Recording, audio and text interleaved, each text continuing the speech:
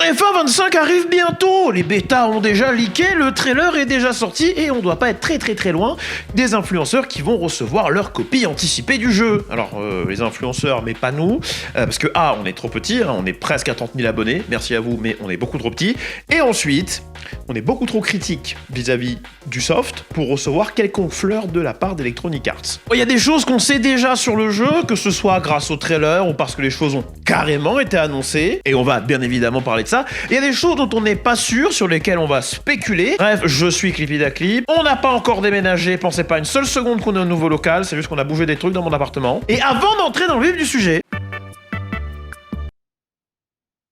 Mais qu'est-ce que tu fous? Je regarde le sol. Ok, ça je vois, oui, mais c'est le pourquoi là qui me... Parce que je voulais regarder la Formule 1, mais on peut plus, parce que tout est géobloqué ceci, restriction cela, pour des lois à 2 balles, hein. Et comme j'ai pas envie de prendre un bouquet télévisuel de marque qu'on ne citera pas, bah j'ai plus qu'à regarder le sol. Oh mais que voilà une occasion toute trouvée pour parler de NordVPN, le sponsor de cette vidéo. Sponsorisé par Nord... On est enfin des vrais youtubeurs. NordVPN, c'est un fournisseur de VPN, donc un réseau virtuel privé qui te permet, entre autres, de chiffrer tes données pour plus de sécurité sur le web. Mais ce qui nous intéresse à balle ici, c'est de pouvoir virtuellement, c'est de pouvoir virtuellement vous déplacer dans le monde afin de regarder du contenu qui normalement serait géobloqué. Alors je pense bien évidemment à F1 TV ici en France, je pense à mes potos réunionnais Trop-bassin, big up. qui ont jamais eu accès à F1 TV, même à l'époque où vous pouvez s'abonner, hein. Et puis il y a les shows exclusifs Netflix ou Amazon Prime que vous pouvez pas regarder parce que vous avez décidé de vivre dans un autre pays. Quel toupet. Donc si ça vous branche, il y a un lien en description et en com épinglé pour vous abonner. Mieux encore, pour tout abonnement de 2 ans, NordVPN vous file 4 mois gratos. En plus, vous avez 30 jours satisfaits ou remboursés. Et le service client, il est du tonnerre, hein, 24/24, 7 jours sur 7. Donc plutôt que de me laisser vous dire quoi faire, faites-vous votre propre avis. Merci beaucoup NordVPN. Et maintenant, retour à la vidéo. Alors tout ce qu'on sait, on le doit au trailer, aux annonces officielles, aux bêta-testeurs qui ont leaké le gameplay. Pour des raisons évidentes, je ne leakerai pas le gameplay, j'ai pas envie de perdre la vidéo pour un strike à la con. Et aussi au deep dive dans le mode My Team qui a été publié littéralement le jour où j'ai tourné, précisément 3 heures après les séquences face cam qui s'affichent devant vous. C'est pour ça que je dois rustiner la quasi-totalité du script, donc vous aurez surtout de la voix off. Bon, la première chose qu'on apprend grâce au trailer, en plus que le front d'Hamilton est toujours une surface aérodynamique notoire, c'est que Breaking Point fait son grand retour pour sa 3e itération. Et je vais être honnête, je m'en tamponne. Il y a beaucoup de choses à mon avis qui nécessitent un soin plus intensif, et donc du temps de dev, d'animation, et du coup du fric, qu'un mode scénarisé plutôt pauvre en termes d'écriture, et dont les actions ou exactions sur la piste n'ont aucune répercussion sur la storyline ou la progression de la dite storyline. J'ai aucun problème avec les jeux qui ont une progression linéaire. Certains de mes jeux préférés ont une progression linéaire. Mais je sais aussi que je suis un peu trop critique envers Breaking Point. Généralement, c'est parce que je trouve que les jeux sont clairement pas assez polis pour être sortis comme ça et se targuer d'avoir un mode scénario qui a franchement rien d'extraordinaire. Mais je comprends que pour beaucoup parmi vous, c'est un mode de jeu sympathique dont l'ajout est le bienvenu. Et c'est pour ça que j'ai fait un pacte avec mon chat Twitch en disant que si le mode Breaking Point revenait cette année, ben je le ferai sans a priori, sans mauvaise foi aucune, en donnant toute sa chance au truc en live sur twitch.tv/clippy_clip_. Rejoignez-nous là-bas si vous voulez voir ça. Normalement, cette vidéo sort vendredi, donc ce soir, c'est Pixel Cup Soccer, qui est un petit jeu de foot avec des graphismes 2D à l'ancienne. On tire au sort le nom des gens dans le chat et ce sera l'équipe pour toute la saison de Ligue D ou Ligue 4, je sais plus comment ça se passe. Mais le reste du week-end, je doute pas qu'on fasse du vroom vroom, donc rejoignez-nous. Le mec est ultra enthousiaste, rejoignez-nous. On a aussi vu dans le trailer que le HUD avait changé. Alors, initialement, dans mon script, j'étais en mode big whoop, on s'en branle un peu, mais effectivement, je me suis rendu compte qu'il y avait plein de gens pour qui c'était ultra important. Et c'est vrai que des fois, j'ai tendance à pas garder ça en tête, mais sur PC, on peut utiliser des hubs, SimHub, Lovely Dashboard, ce genre de choses, mais c'est vrai que sur console, vous êtes limité au HUD que le jeu vous donne. Et il y a même plein de gens qui jouent sur PC sans changer le HUD. Là, le seul intérêt que je vois à un HUD avec genre 2 cercles comme ça, c'est de le rendre éventuellement un peu plus compact qu'une longue barre. Et pour être honnête, je suis complètement neutre à ce nouveau HUD. Je sais juste que plein de gens réclamaient un HUD sur le Halo en vue T-Cam, mais je pense pas que c'est pour cette année, les gars. On sait aussi que certains circuits, pas tous, ont été LiDAR scanned. Alors, le LiDAR, c'est une technique d'imagerie par lumière qui est de ce que j'ai compris, adjacente au laser scanning, mais qui n'est pas du laser scanning. Et autant c'est une bonne nouvelle pour les fans d'authenticité, ou même devrais-je dire de réalisme, autant on sait que tous les circuits n'ont pas été rescannés. C'est pas giga nécessaire, mais j'apprécie tout de même, surtout que ça reste une preuve d'un effort supplémentaire de fourni. Une autre preuve d'effort supplémentaire qui me fait énormément de bien, c'est les circuits inversés. Pour beaucoup, un détail peu significatif, mais pour moi, une réelle et sincère preuve d'espoir. Dans le script initial de cette vidéo, en fait, quand j'avais vu ça et que j'avais vu aussi les images de la AXGP, donc c'est du marketing pour le film Formule 1, mais la AXGP sera dans le jeu, j'ai passé un long moment à expliquer que je trouvais ça très cool parce que c'est le retour de choses fun, simplement fun, comme les cheat codes à l'ancienne sur Formula 1 97, mais aussi que j'avais peur que derrière on ait une Electronic Arts style les circuits reverse qui sont réservés au mode F1 World ou à certains modes de jeu et la AXGP uniquement contre la montre. C'est une crainte que j'ai justifiée en utilisant l'exemple du mode Rush dans FIFA ou peu importe comment ça s'appelle maintenant. Un mode dont le marketing a été rigoureusement trompeur parce que je me voyais déjà faire un mode carrière en 5v5 qui en fait se trouve être juste un mode Volta moins bien quoi. C'est quelque chose que j'ai rapidement nuancé en expliquant qu'en fait je suis pas réellement le public cible, que le marketing était un peu trompeur mais que j'ai pas fait l'effort réel de le comprendre. Ensuite j'ai passé près de 10 minutes à expliquer que ce que j'aimerais c'est juste un jeu en 5v5 avec des clubs et genre d'aller faire une Champions League 5v5.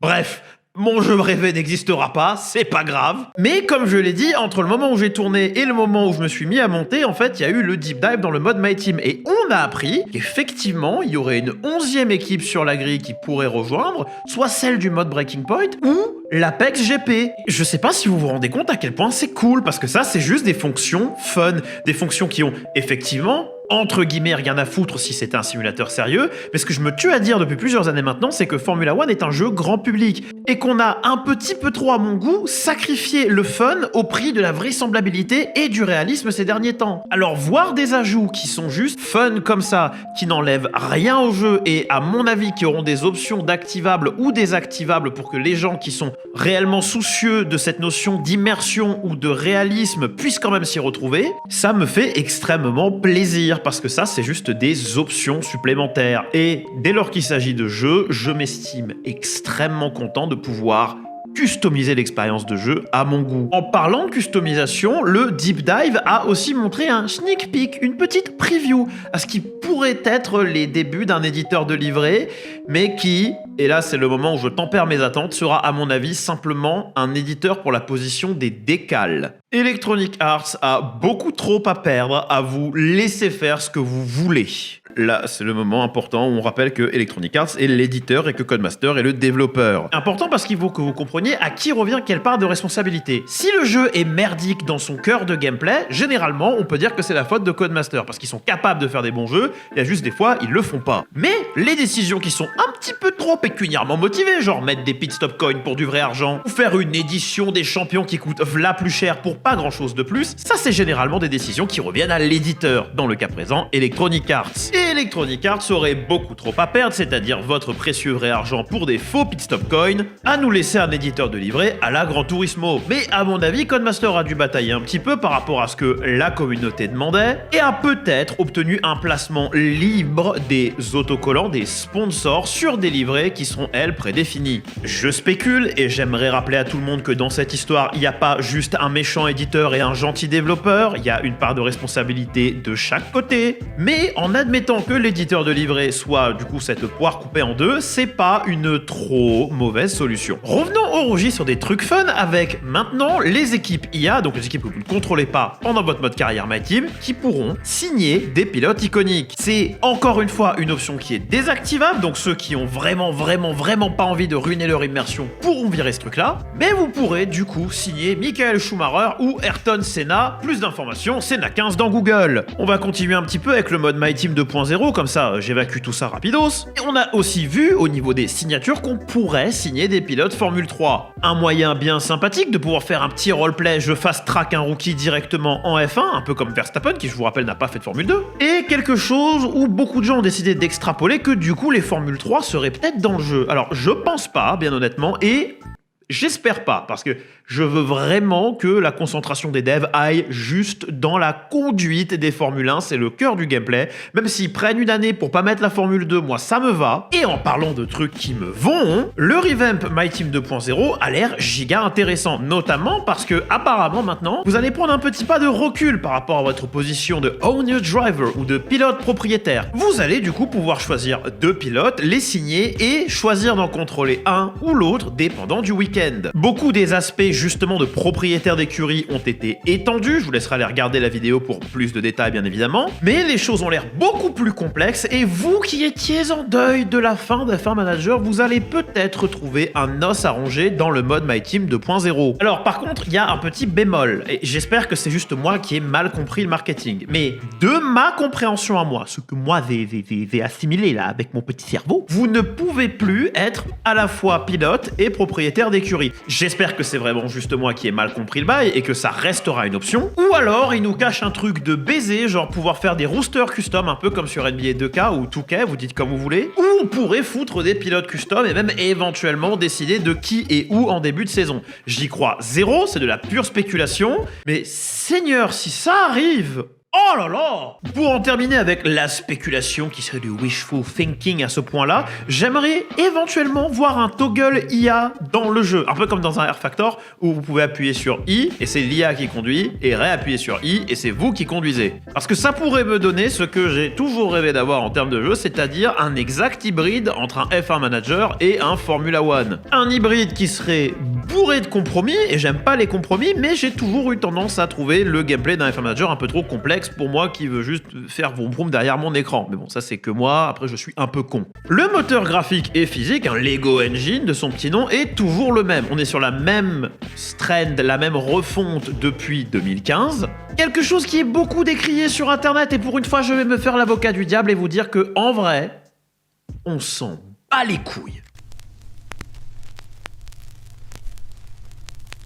Lego Engine est en vérité un moteur extrêmement compétent et pas un moteur qu'ils ont besoin de lâcher parce que « Ah mais on a besoin d'un truc plus réaliste, on a besoin d'un truc qui est plus beau ». On n'a honnêtement pas besoin d'un jeu qui est guère plus beau que ça. Je suis désolé, c'est largement suffisant. Par contre, ce qui est inacceptable, c'est que pour un jeu qui est finalement pas une gueule si différente de 2015, il finit quand même par peser 6 fois son poids. Bon, je vais pas partir dans une tangente sur le manque d'optimisation d'espace sur les disques durs pour une optimisation des temps de chargement qui est marginale, et plutôt vous dire que si vous militez pour un changement de moteur au nom d'un réalisme physique et visuel accru, il est l'heure de changer de combat. Croyez-moi quand je vous dis que je comprends votre frustration et votre volonté à avoir une simulation officielle de la Formule 1. Mais Formula One, la release annuelle, ne sera jamais ce jeu.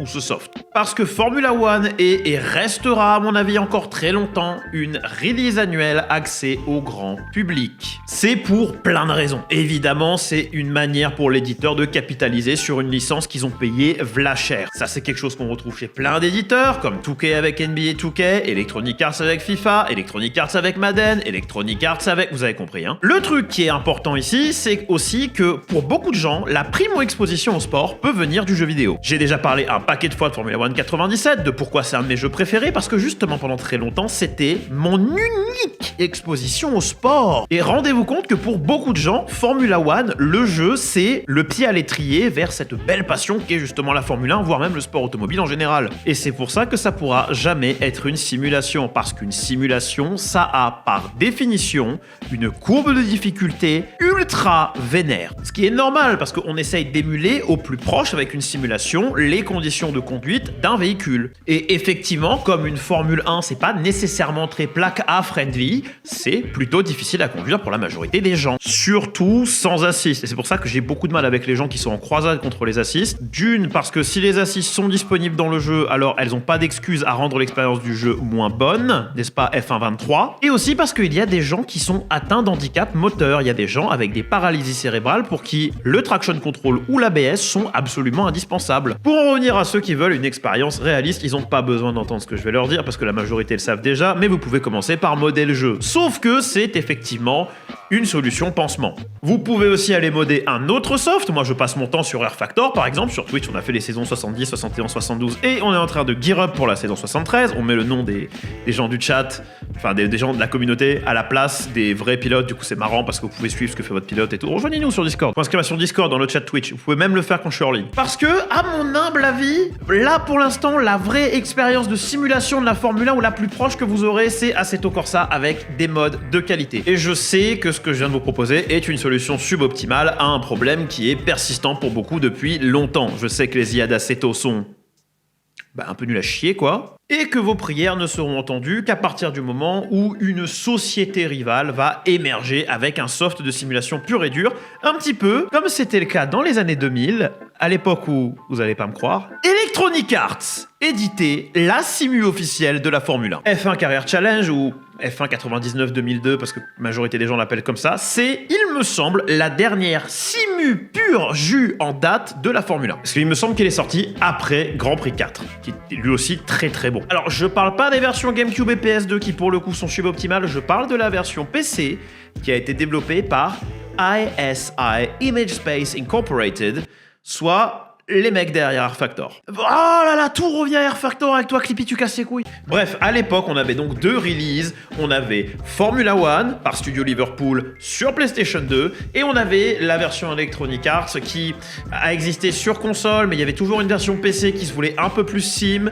Et sans rentrer dans le détail de ça qui pourrait genre valoir un Game Hunter à lui tout seul, c'est ça dont vous avez besoin. Une autre release axée simulation. Malheureusement, ça paraît mal engagé. Parce que la simulation, c'est un genre particulièrement ingrat et un genre particulièrement peu rentable. Jetez un œil à toutes les simus sorties ces 5 dernières années et rendez-vous compte que l'ultra majorité d'entre elles sont sorties en Early Access. Un modèle de financement que j'ai aucun problème à voir avec les studios indépendants qui essayent quelque chose de nouveau et qui ont besoin d'un coup de pouce financier. Un modèle avec lequel j'ai beaucoup plus de mal dès lors qu'on parle d'un jeu à licence, parce que les licences ça coûte de l'argent et qu'à mon humble avis, on ferait mieux de focaliser le fric dans le développement du jeu plutôt que dans l'acquisition de licences. Parce que dans le meilleur des mondes, on a un soft de simulation qui utilise un moteur déjà connu, un peu comme LMU, qui utilise déjà le moteur d'Air Factor 2, et qui va ensuite bâtir sur le long terme. Parce qu'une simulation, ça peut pas être une release annuelle, c'est un genre ultra ingrat qui demande des piges et des piges de développement. Donc, ce qu'on fait en général, c'est qu'on fait une simulation à licence et on met des packs en DLC pour continuer à financer le jeu. C'est ce qui pourrait arriver avec une simu officielle de la Formule 1, mais mon cœur est pessimiste et crois pas qu'un jour on aura le plaisir de voir ça.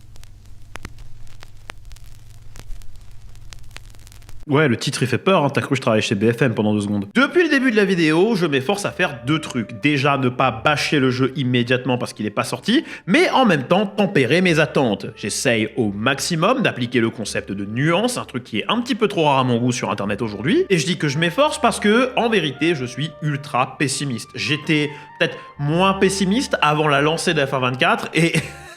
on va pas se mentir, c'était de la merde. Et ça, pas tant à cause du modèle de conduite. Je fais partie des rares qui préfèrent le modèle de conduite d'F1 24 à celui d'F1 23. J'ai été très vocal, par contre, sur le fait que, à mon humble avis, Electronic Arts / Codemaster ne devrait pas écouter la communauté e-sport dès lors qu'on parle d'un jeu grand public. Ou en tous les cas, garder en tête que les gens qui font de l'e-sport ont genre 3000 heures sur le jeu d'avant et vont forcément préférer une méta qu'ils connaissent déjà à un tout nouveau modèle de conduite. Mais la vraie raison pour laquelle j'ai pas du tout apprécié F1 24 au final, c'est parce que c'était un mauvais jeu. Un jeu qu'on sentait qu'il avait été abandonné quasiment dès qu'il était sorti. Un jeu qui se targuait d'avoir enfin les circuits à jour, ce qui est, excuse-moi, un peu léger quand on paye justement 60 € par an pour avoir la mise à jour du jeu précédent. Un jeu dont le mode carrière My Team était complètement abandonné et dont le mode carrière pilote était pas du tout cohérent. On a eu droit à plein de nouvelles stats qui, majoritairement, ne servent à rien et ne sont même pas cohérentes. Genre, pourquoi je perds en stats de pace, de rythme, si vous préférez, quand mon moteur a pété? Genre, pourquoi le jeu ne fait pas la différence entre un DNF qui est de ma faute et un DNF causé par un problème mécanique? Pourquoi, sur le papier, un mode carrière qui paraissait si prometteur avec les meetings secrets et toutes ces conneries est finalement si peu cohérent? Genre, j'amène une Williams ou une Alpine P2 championnat du monde et la seule équipe qui veut de moi, c'est genre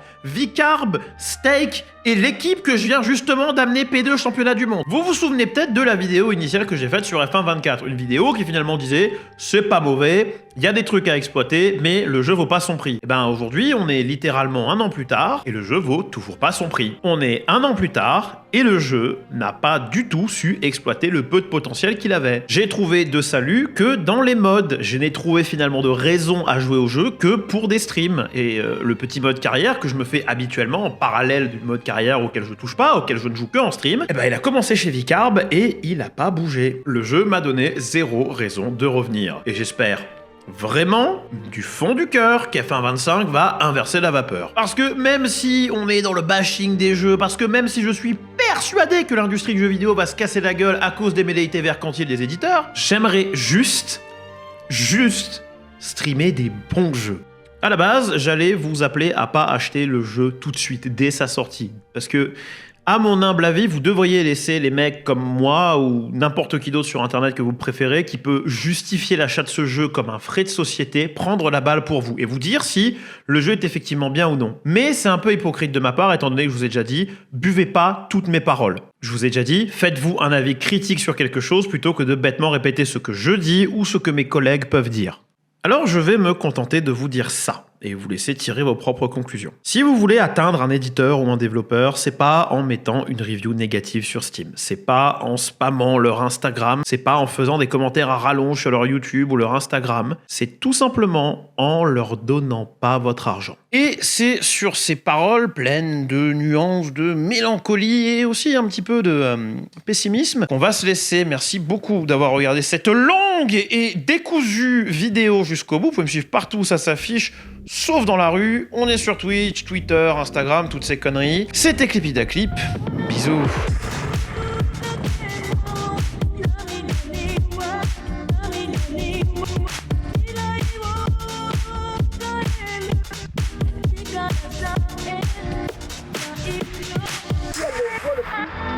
C'est la planète, c'est jamais tout passé. Nul! C'est trop nul!